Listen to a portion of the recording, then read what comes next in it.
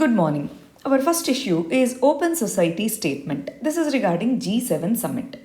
If you have observed, in the last 3 days, we are understanding articles with regard to G7 and its outcomes. You have to collect all of them together and read them once, right? Now, G7, it was formed in 1975. Recently, when it met, it has decided upon few things like minimum corporate tax, infrastructural project opposite to One Belt One Road, vaccine equity, climate funding, etc. In today's articles, this has been mentioned. India is a special guest since 2003 in G7. Recently, this particular statement called Open Society Statement, this has emphasized upon freedom of internet or internet rights. Then India said national security should be balanced with freedom of internet. The essential issue is many countries in the last few years they are blocking the internet. India also during CAA protests, farmer protests, etc., it has blocked internet. So in this context, making such kind of politically sensitive statements is not good. That's why Indian government has asked the G7 Communique, that is Open Society Statement, to modify the statement. In this context, they mentioned about this balance of national security and freedom of internet. Next issue is Nagaland's bat study. A few years back, a study has been conducted in Nagaland hilly areas. Bats, which are the natural host for filovirus. Filovirus causes Ebola, Marburg disease, many diseases. As bat is the natural host for these viruses, a team of scientists they went and studied in that particular location. They stored the samples and they published the research paper. That became controversial last year. Now, Health Ministry has convened a committee and to study what has happened. Are there any lapses in this study or not? What they have found is foreign funding is involved and concerns of storage of the samples, whatever virus samples that they have taken. So, where are they storing? Are they adhering to the biosafety levels or not? On them, concerns were there. Then, the committee has found out that ICMR's approval, which is mandatory for such study, it has not been taken. And the controversy is Ministry of Health, it maintains biosafety level 4 and Department of Atomic Energy maintains biosafety level 3. And the study group, they have sampled, their sample is stored at this level, biosafety level 3. What if this virus escapes? Can this become zoonotic disease? Yes. Can this cause zoonosis? In that context, this has become a controversy. In this context, we have to understand that bats are the natural host for many viruses, including filovirus and coronavirus. And Health Ministry has specifically clarified that this is not related to any of the coronavirus studies. Next issue is India, China, Pakistan and their increasing nuclear arsenal. Recently, Stockholm International Peace Research Institute has released its annual study. It has mentioned that overall nuclear warheads are increasing compared to 2020. In 2021, nuclear weapons, number of weapons are increasing. 9 countries as of now have the nuclear weapons: USA, Russia, UK, France, China, India, Pakistan, Israel and North Korea. Out of them, only these 2 countries, Russia and USA, they have 90% of total warheads. In this context, we have to understand India's nuclear doctrine, which says nuclear deterrence is our objective and we don't use the nuclear weapon at the first stage. It means this policy clearly mentions about the no first use. No first use means we don't use it in the first case. If someone tries to use it or someone uses it, then we will use. That's our policy. In this context, growing nuclear warheads and growing border tensions among the countries is a cause of concern. Next issue is food schemes for migrant labor. Recently in the Supreme Court, the arguments are going on with regard to what are the measures taken by the government of India to promote food schemes to help the migrant labor. In that context, central government has explained what are the measures taken to provide free food for the migrant labor. They include 1. Concessional procurement from Food Corporation of India. Wheat and rice are procured at a concessional rate from Food Corporation of India and supplied to states and union territories. That's one measure. Second is FCI has gone for open market sales scheme. That means in the open market, whatever food grains are stored with the FCA, they sell a part of it.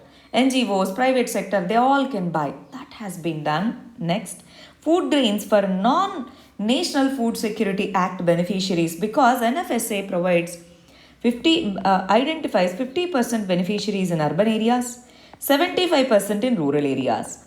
Exceeding these limits, non-NFSA benefits, non-NFSA beneficiaries were also given the food grains without ration cards. And Pradhana Mantri Garib Kalyan Anna Yojana, this scheme was launched to provide for free rations during the lockdown and aftermath. This is what is explained by the central government to the Supreme Court.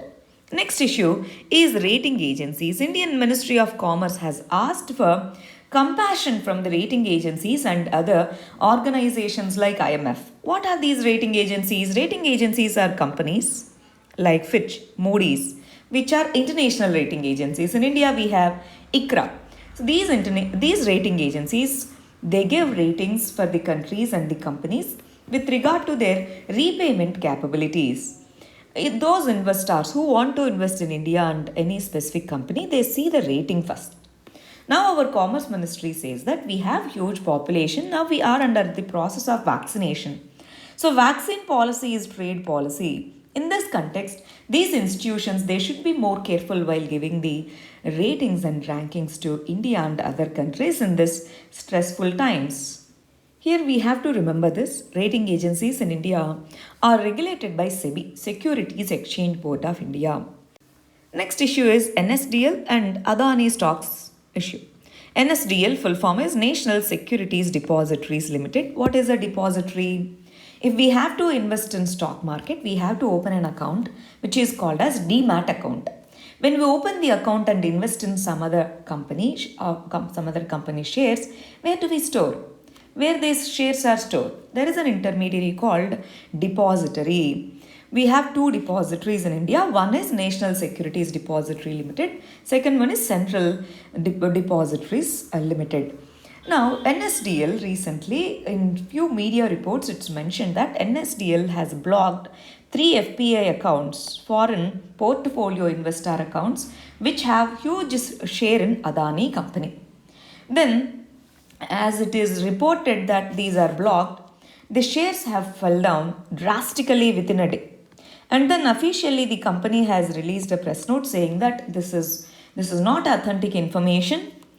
Then again stock prices increased. In this context, our interest is to learn what is a depository, what is an FPI account. That's it. Next issue is CPI inflation, Consumer Price Index. To measure inflation, we have two major indicators. One is WPI, Wholesale Price Index. 2 is CPI Index. Recently CPI has been released. It shows the retail inflation, that is at the consumer level. What is the price increase? It has grown 6.3%. CPI is released by NSO, National Statistics Office, under Ministry of Statistics and Program Implementation. Now in this context, as inflation is increasing, RBI's monetary policy won't be effective because it should balance growth and inflation. If inflation is high, if we take any measures to reduce inflation, it will affect growth. If we take any measures to enhance growth, it will affect inflation. So in that context, RBI's monetary policy will be less effective in this context.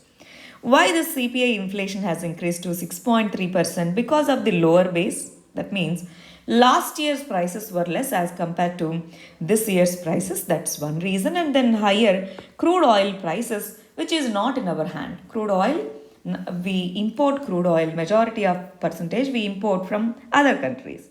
So as international prices are higher, so that's why crude oil prices are also impacting the inflation trends. Now let's understand the editorial articles. India-China relations, Galwan conflict.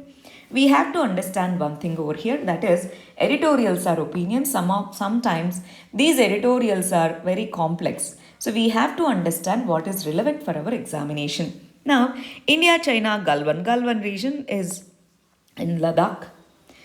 Last year, Galwan incident has happened. 20 of our soldiers have martyred. In this context, no complete disengagement is there in many of the posts near LAC. Gogra, hot springs. There are many areas in which conflict has happened last year. In many areas, disengagement has not happened.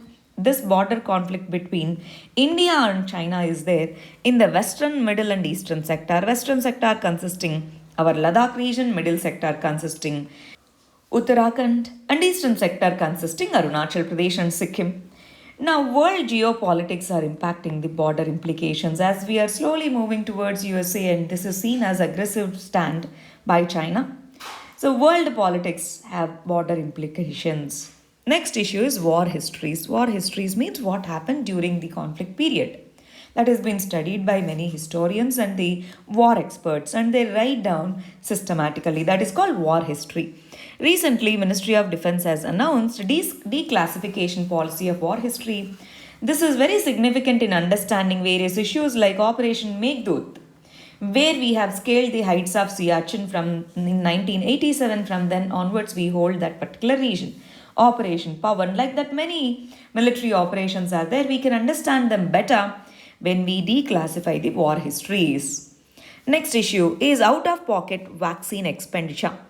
Government has announced 25% share of total vaccine production to the private sector. It assumes that there's upper middle class and higher class which can pay for the vaccines, which will help the vaccine manufacturers in production. The government is procuring 75%, other percentage is by the private sector. In this context, government should understand that universal free vaccination is the key for addressing pandemics like this. So here we are not demonizing the private sector, but private sector's capabilities in utilizing this full scale 25% is less. In this context, decentralized accountable regulation is needed for better vaccine distribution. Thank you very much. All the very best.